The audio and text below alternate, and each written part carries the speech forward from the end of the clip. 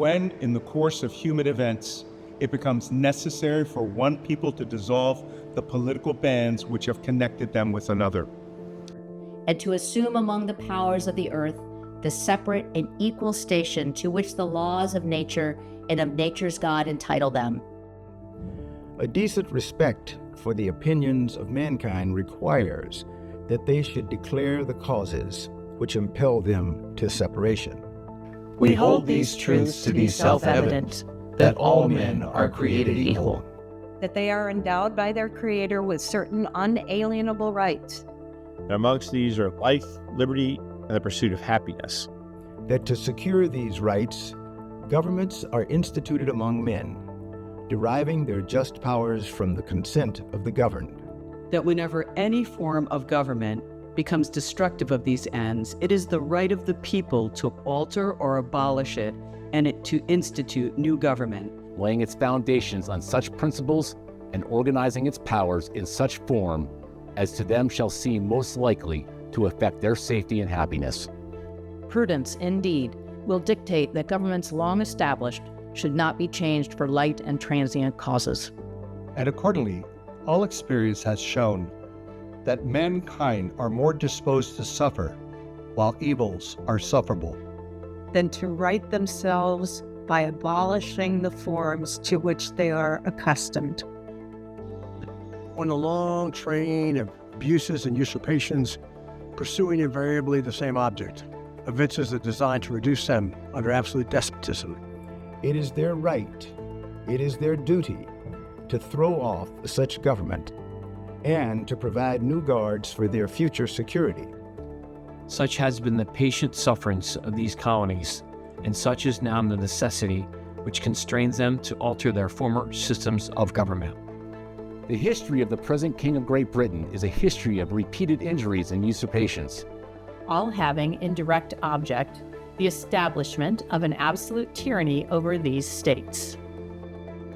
To prove this, let facts be submitted to a candid world.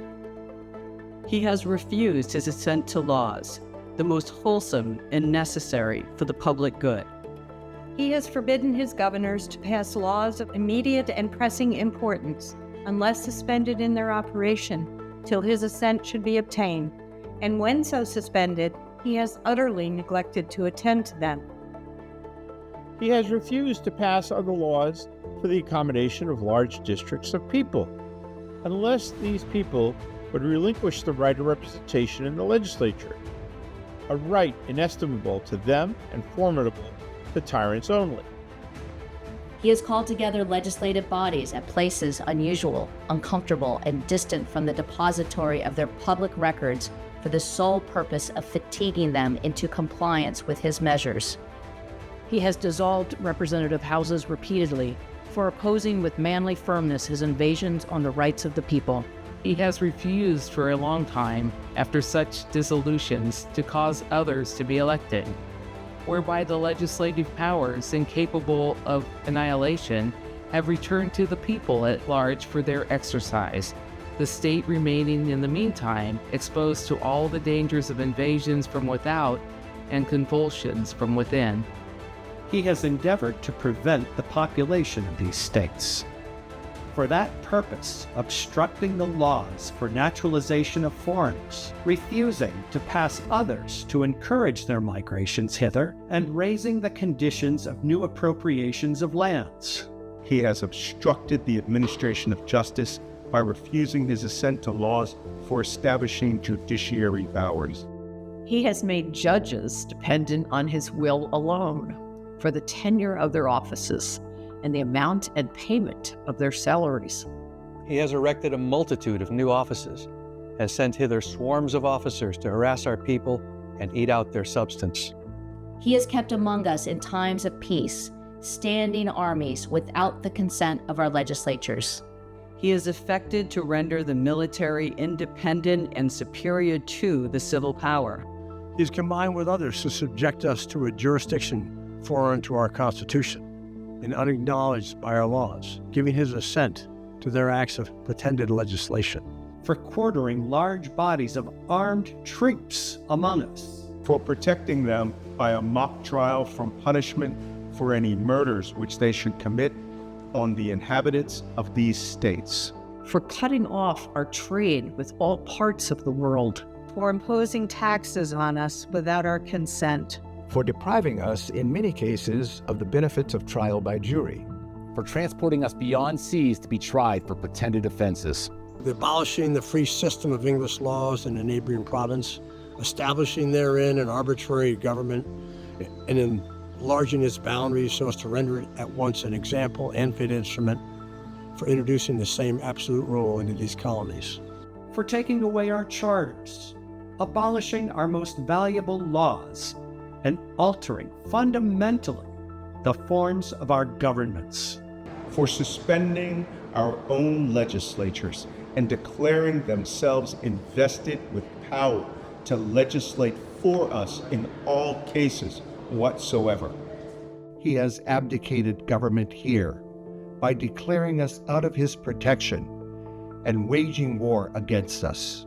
He has plundered our seas, ravaged our coasts, burnt our towns, and destroyed the lives of our people. He is at this time transporting large armies of foreign mercenaries to complete the works of death, desolation, and tyranny, already begun with circumstances of cruelty and perfidy, scarcely paralleled in the most barbarous ages and totally unworthy of the head of a civilized nation. He has constrained our fellow citizens, taken captive on the high seas to bear arms against their country, to become the executioners of their friends and brethren, or to fall themselves by their hands.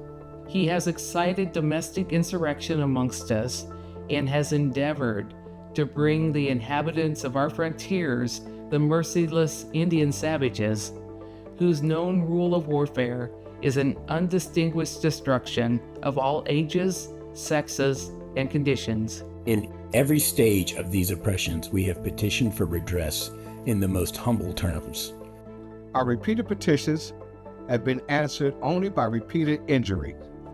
a prince whose character is thus marked by every act which may define a tyrant is unfit to be the ruler of a free people. Nor have we been wanting in our attentions to our British brethren. We have warned them from time to time of attempts by their legislature to extend an unwarrantable jurisdiction over us. We have reminded them of the circumstances of our immigration and settlement here. We have appealed to their native justice and magnanimity, and we have conjured them by the ties of our common kindred to disavow these usurpations, which would inevitably interrupt our connections and correspondence. They too have been deaf to the voice of justice and of consanguinity. We must therefore acquiesce in the necessity which denounces our separation and hold them as we hold the rest of mankind, enemies in war, in peace, friends. We therefore, the representatives of the United States of America, in General Congress, assembled, appealing to the Supreme Judge of the world for the rectitude of our intentions, do, in the name, by the authority of the good people of these colonies, solemnly publish and declare that these united colonies are and of right ought to be free and independent states, that they are absolved from all allegiance to the British crown, and that all political connection between them and the state of Great Britain is and ought to be totally dissolved. And that as free and independent states, they have full power to levy war, conclude peace, contract alliances, establish commerce, and to do all other acts and things which independent states may have right do. And for the support of this declaration, with a firm reliance on the protection of divine providence, we mutually pledge to each other our lives, our fortunes, and our sacred honor.